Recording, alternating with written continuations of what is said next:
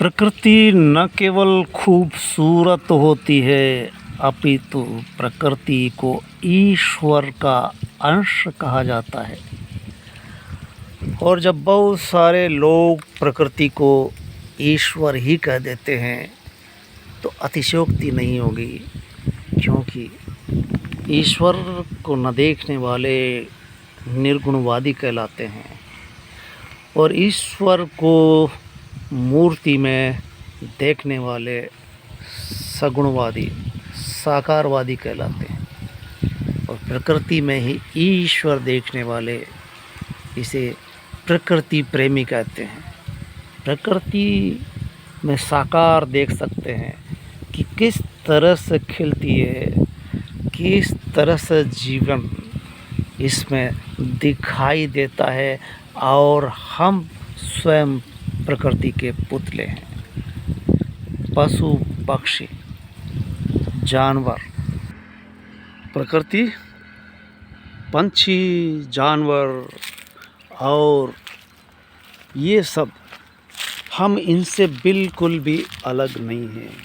हम जो कुछ इनमें है, जो कुछ पेड़ पौधों में है और जो कुछ इन पंछियों में है, वो सब हम में है।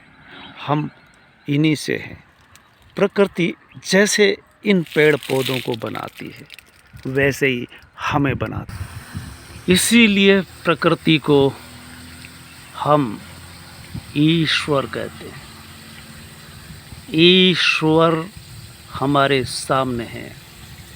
हवा, पानी, आकाश।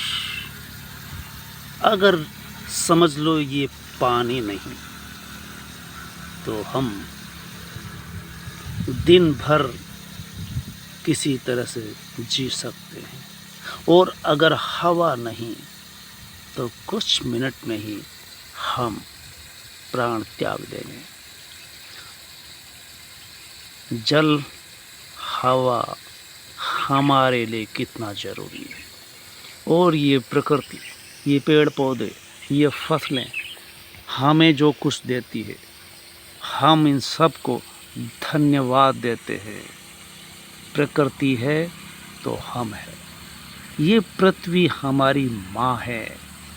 एक माँ वो जो हमें जन्म देती है, दूसरी माँ ये जो हमें खिलाती है, पालती पोसती है और अंतिम सांस तक हमें स्वस्थ रखती है, पोषण देती है, भोजन देती है। इसलिए हम इसका शुक्रगुजार करते हैं और हम सबका कर्तव्य है कि प्रकृति को और न बिगड़ने दें। हम जो विकास कर रहे हैं विनाश की ओर अग्रसर हो रहे हैं। भौतिकवादिता प्रकृति को, पृथ्वी को लगातार नष्ट कर रही है। पर्यावरण बिगड़ रहा है, पेड़ पौधे कट रहे हैं, पहाड़ गिर रहे हैं। ऐसे में हमारा भी कर्तव्य बनता है कि हम इस प्रकृति को, इस धरती को, इस पर्यावरण को बनाए रखें। जय हिंद।